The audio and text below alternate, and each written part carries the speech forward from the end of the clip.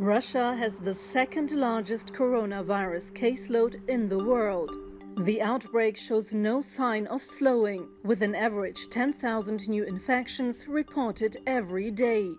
And yet, President Vladimir Putin has decided to end a nationwide lockdown.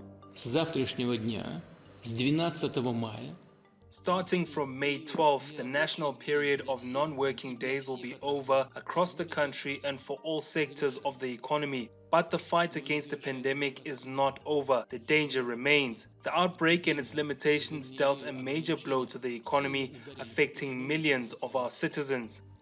Moscow had ordered a partial shutdown in late March. That's brought a third of an already bruised economy to a halt. The central bank estimates it will contract more than it did in 2015, when Russia was hit by international sanctions after its annexation of Crimea from Ukraine. Low oil prices and closed businesses mean gross domestic product is expected to shrink 5% this year, with a contraction of 8% in the second quarter. Analysts estimate the unemployment rate could rise to more than 10% this year, leaving around 8 million people without jobs.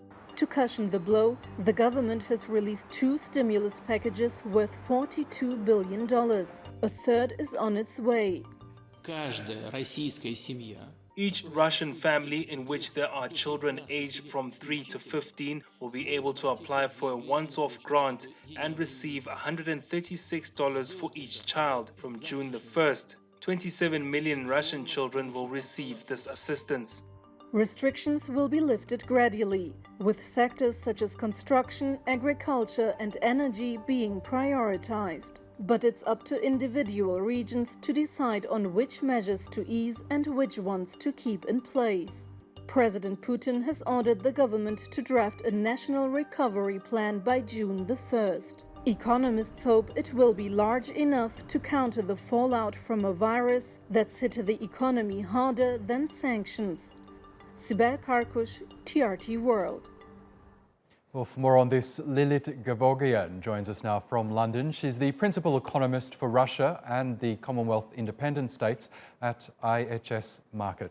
Welcome to the program, Lilit. So, after 6 weeks of a nationwide lockdown or a non-working period, as President Putin has described it, Russia is slowly emerging, getting back to business. But we are seeing the number of cases in the country really surge. It's now the country with the second highest number of infections in the world.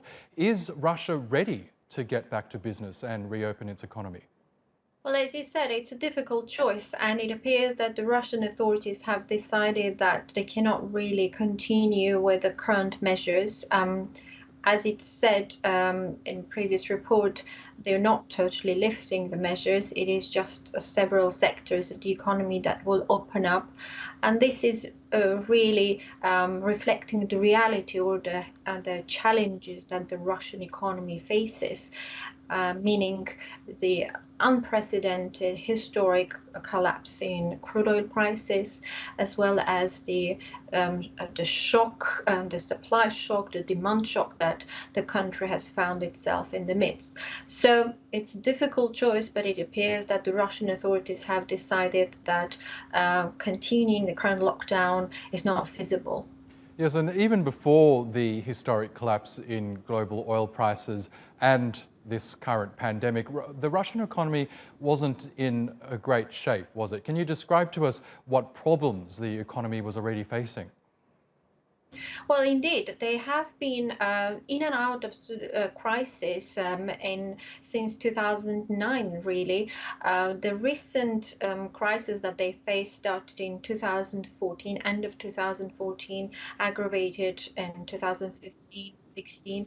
And again, Russia then was subject to double blow because of the oil price crash. The economy started falling, and that was aggravated by the imposition of Western sanctions relating to the Ukraine crisis. So since then, the economy hasn't really been doing particularly well. I mean, it started growing, but really a lukewarm growth, and now this current blow, which we think at IHS Markit, we think that it will be as severe as the collapse in 2009. Some of the issues that Russia is facing, continues to face, is dependence, and growing dependence, I have to say, on the energy sector, which is volatile.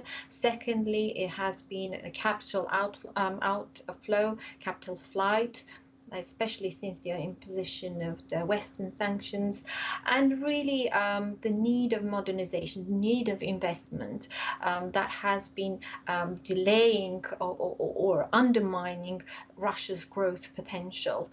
With the current crisis, all these illnesses, if you may, have played out even in a more pronounced way. Now, we know Russia is the world's second largest producer of oil after Saudi Arabia, but as you say, the collapse in worldwide demand has really crippled that revenue. How diverse is Russia's economy in terms of relying more on other sectors rather than just energy? Well, Russia, as we mentioned, energy sector accounts for about 40%. Energy exports account for about 40% of total tradables. Russia has recently, ironically due to the Western sanctions, invested in the domestic agricultural sector, and it's one of the major global wheat exporters. The military industry has been traditionally quite strong, and in terms of exports, have been doing relatively well. But it's ultimately it's a commodity-dependent economy, and in terms of the value-added sectors, it doesn't really have much to offer at the moment, and this increases the economy's vulnerability in times of global crisis like this. It has become more insular because of the Western sanctions since 2015, Yeah. and in some ways, because of the global crisis, many Russian policymakers initially were thinking that they were more immune to global economic shocks, but it turned out that it's not the case. Okay, Lilit Gevorgyan from IHS Markit in London, thank you so much for sharing with us your analysis.